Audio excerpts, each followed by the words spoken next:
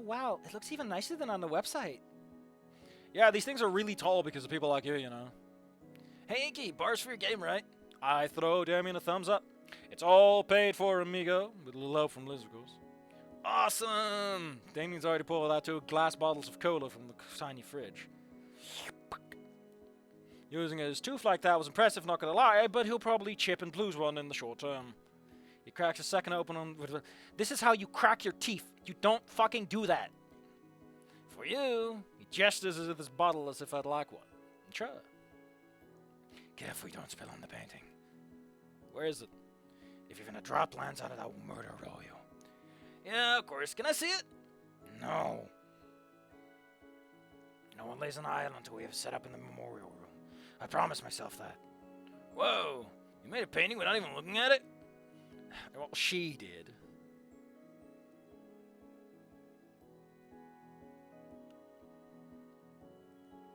I mean, I think in a lot of the endings he does the shoulder thing.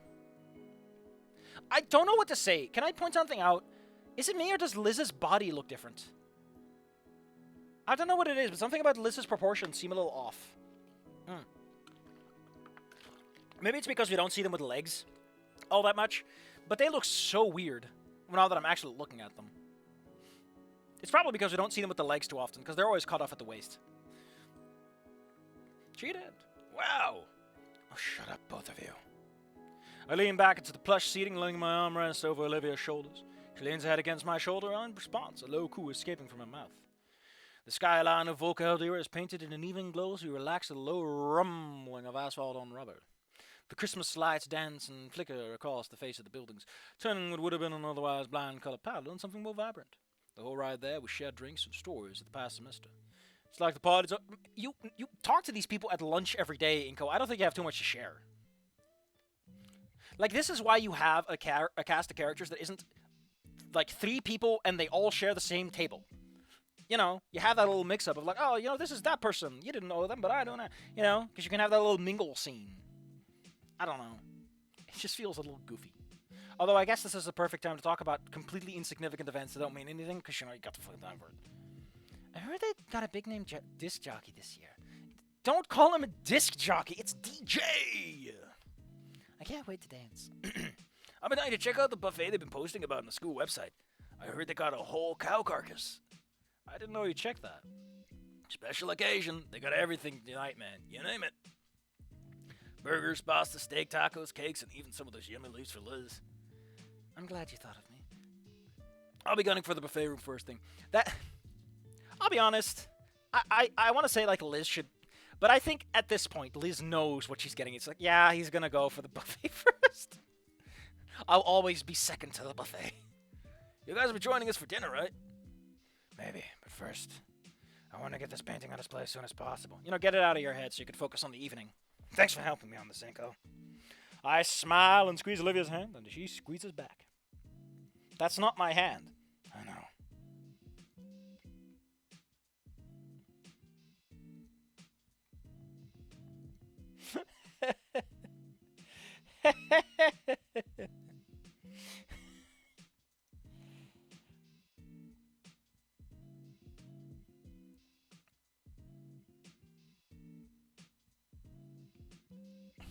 What the fuck? Damien bought... What? You want to know what's really sad? I look at Goodbye Volcano High and I keep thinking, like, this will never get better. The Goodbye Volcano... Like, when I play Snoot Game, there's, like, all these cute little mods and these explorations and the fanfics and stuff. But I look at Goodbye Volcano High and I'm like, this will never change.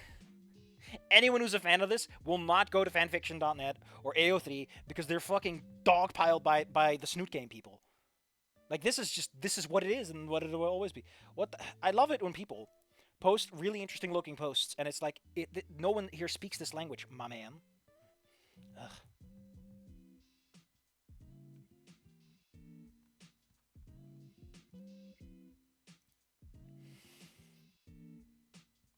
Hey, it's a Crim Cram tree. Where's the pole for Festivus? It's for the rest of us, you know. I mean, to be fair, you don't really celebrate Festivus ahead of time like you do with Christmas. Because, you know, 12 days of Christmas and all. The shining moment finally comes. A limousine pulls up into the open carport in front of the venue, drawing the attention of the crowd. We wait another minute or so in anticipation before the passenger door opens wide. Oh, they're gonna do that thing they did in the other ending? I think ending 2 is the one where they did it. They're like, yeah, we're gonna show up, baby. Ending 3 they never arrived. Ending 2 must be the one where they're all posh about it. Because in ending 1, Damien and Liz weren't around. Taking the initiative, I step out into the open as the driver sets up the wheelchair with a flourish. All right, makes a great set piece. Oh yeah, in ending 3, they never tipped the driver. I even point this out, like Damien did not tip the driver appropriately. All right, makes a great set piece and naturally draws the attention. I mean, it's a wide car and tall too because of Liz. So yeah, it naturally draws the attention of everyone nearby as I ease Olivia into her chair gently. I remember someone saying like, "I'm gonna go on a party bus," and it was the worst experience of their life. And they were live tweeting how they were dying at how bad the party bus was. Ugh. Why did I bring that memory up? Ugh. Whoa, wow, that's Olivia and Inco. Her dress looks amazing. Manco's the worst. I'm a guy in my beat-up wagon. Olivia's smiling nervously. She carefully removes the painting from the back seat. Wait, she just had the painting. What? Okay, the painting's just acting up. I forget sometimes not everyone's so acclimated to this sort of attention.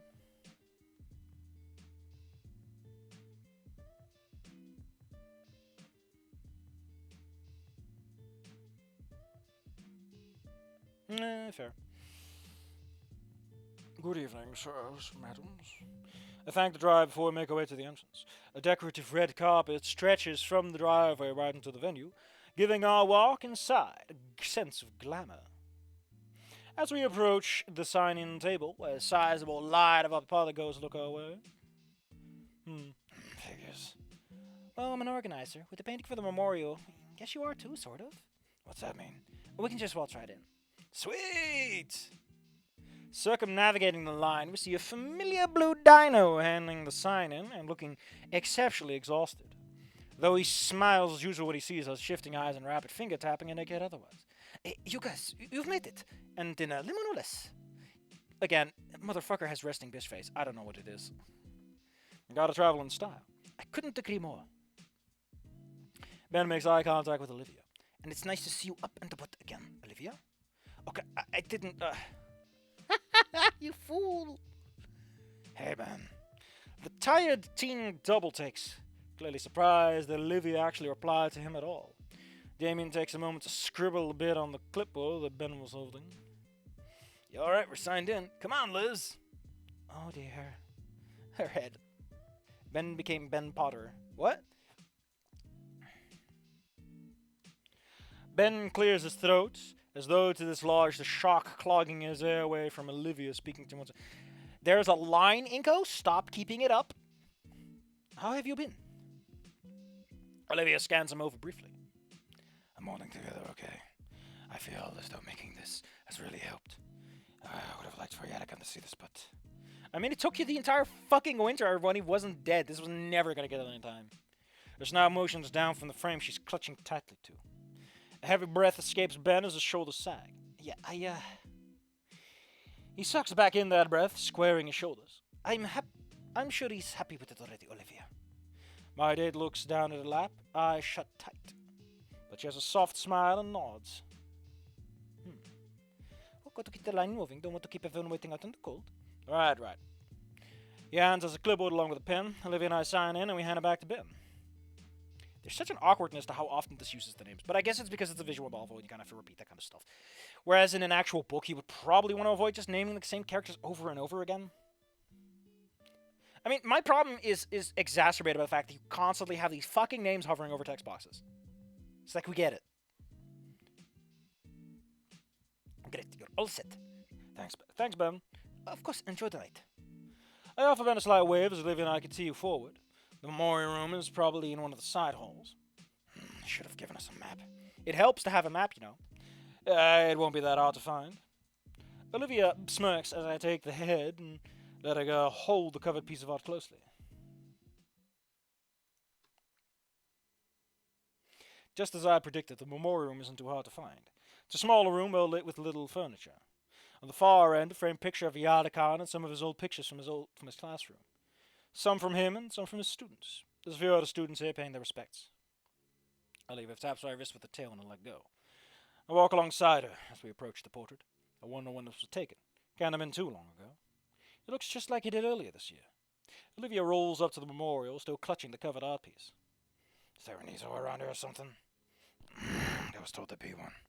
Oh, there's an adjustable hanger on the wall with bits to attach the painting to hanging with a little baggie. Wow, they thought of everything. Yeah. Can you put the hangers on? I'll hold it steady. Sure. You're the taller man, my man. I get out the baggie and Olivia stands the painting on her legs. All right, take the covering off gently. Olivia watches as I carefully lift the cover. From this angle, I can't make anything other than the same blues and purples on her arms earlier. She breathes a sigh of relief as she sees nothing has gotten damaged on the trip over. Okay, I fasten the hangers to the back of the wooden structure, and I hope it's good enough. It will be. It is.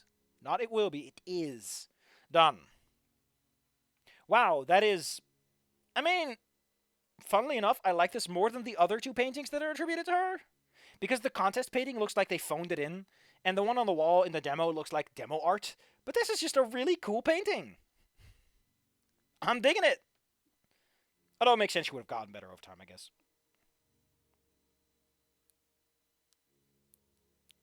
Rainbow snaps the Infinity Gauntlet with guts. They need the hands. Olivia gently raises the painting, carefully hanging up on the wall like it could come off at any second. Finally, we both back away and watch the finished painting is revealed to me. My hand clasps Olivia's shoulder in support. Olivia's head turns towards the floor for... Hey, cute little details.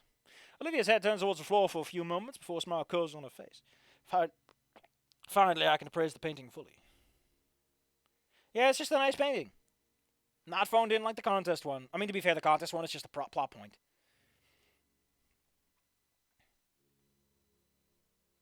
Again, there's so many fucking trees, though. I thought St. Hammond was, like, not out in nature, but... It's definitely the fountain, as well as the park we found it at. But its colors are brilliant. It does look like a photo. There's a lot of nice stuff done with the lighting here.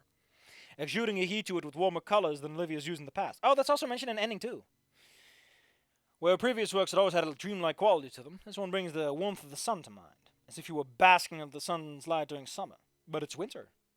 Contrast. I like it from farther. It kind of makes the, you know... Well, do you like it? Do you? Nobody likes their own art. I do.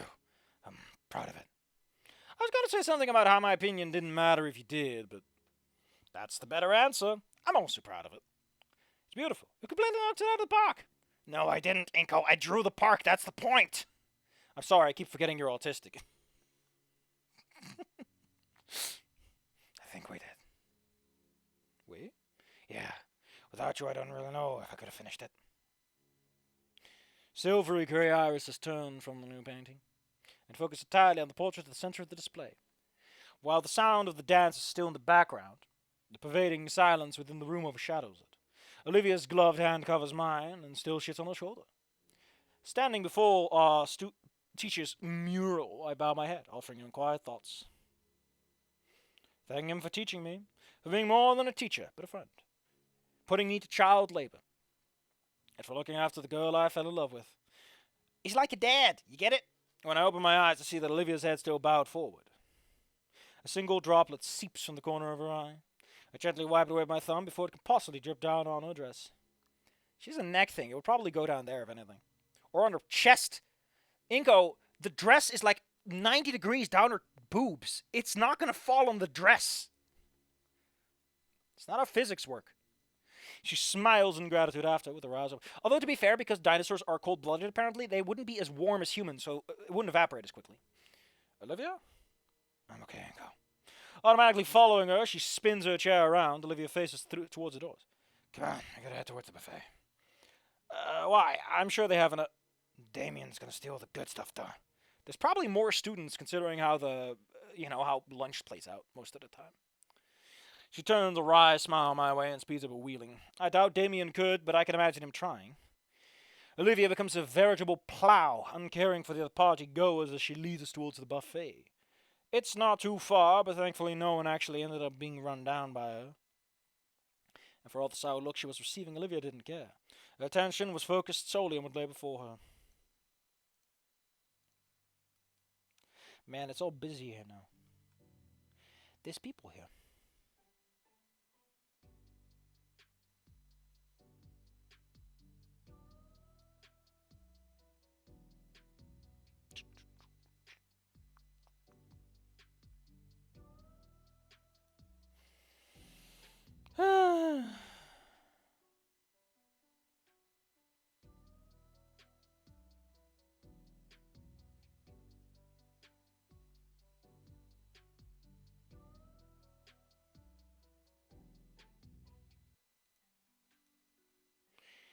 Hold on.